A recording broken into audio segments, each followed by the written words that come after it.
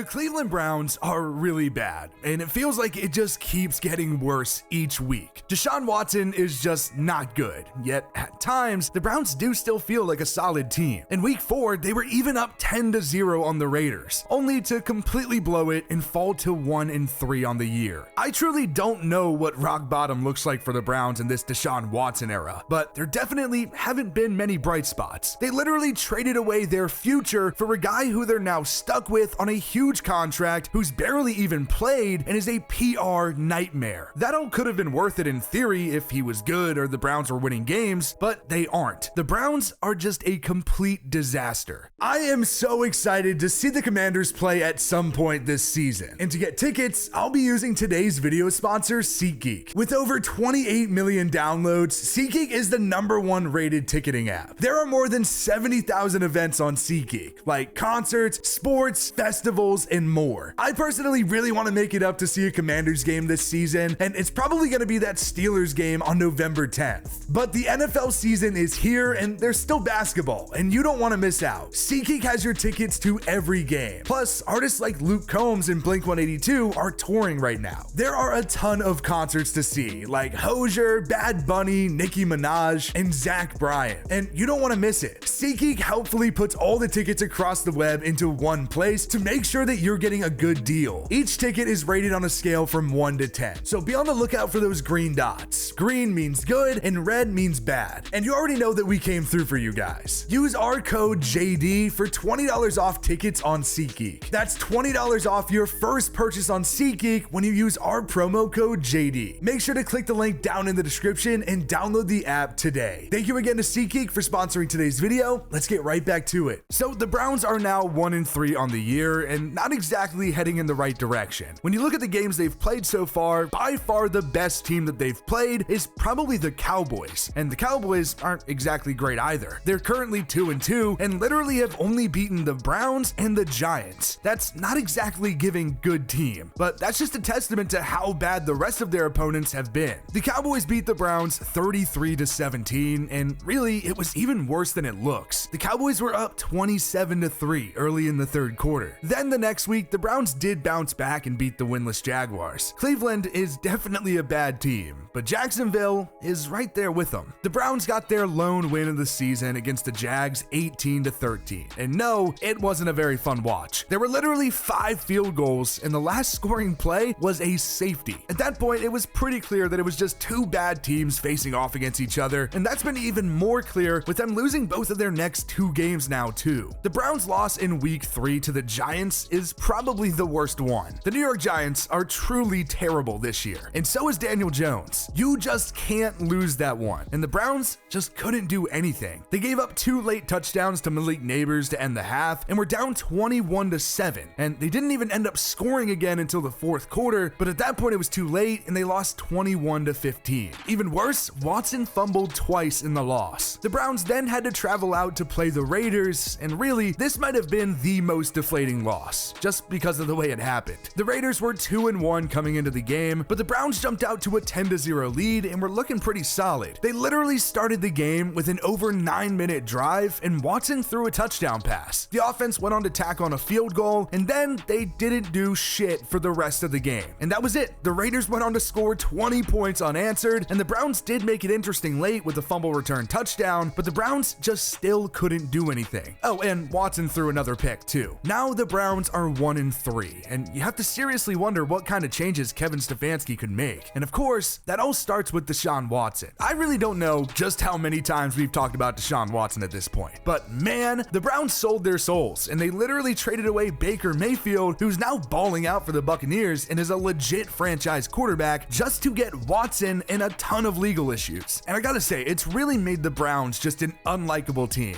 and it feels like a lot of people have been rooting against the Browns ever since. And to make matters even worse, they've been awful, and Watson has barely played. He was suspended a lot of that 2022 season after the trade, and then last year he got hurt, and he only played in 6 games each season, so this is the first time that we could actually see him play most of a season since 2020, when he led the league in passing yards. And well, it's been a long time since then. And now the big question is if he'll actually play more this season. But not even health or suspension wise, just if the Browns let him keep starting. Through 4 games, Watson hasn't exactly been very good. He's completing 61.5% of his passes with 727 yards, 4 touchdowns, and 3 interceptions. Not to mention, he's now fumbled 4 times. Watson has really struggled since getting to Cleveland. His first 2 years with the Browns, he played 12 total games, and he completed just 59.8% of his passes for 2,217 yards, 14 touchdowns, and 9 interceptions. Not exactly great numbers, but he was 8-4 over the span. And honestly, that's really just a true testament to Kevin Stefanski and how good the Browns have actually been outside of the quarterback position. If anything, it's really felt like Watson has been the thing holding them back. And it felt like Joe Flacco really proved that a bit last year when he just immediately came in and was slinging it after taking over after weeks on his couch. The Browns truly have had some good teams, and that's helped carry Deshaun Watson at times. He is playing a bit better now, but it's hard to watch him and think that he's the future. There's a reason why a lot of fans are asking for the Browns to go to Jameis Winston, but the reality is the Watson contract is brutal, and they need to do whatever they can to get him to work out. There are still 2 more years left on his deal after this season at a $73 million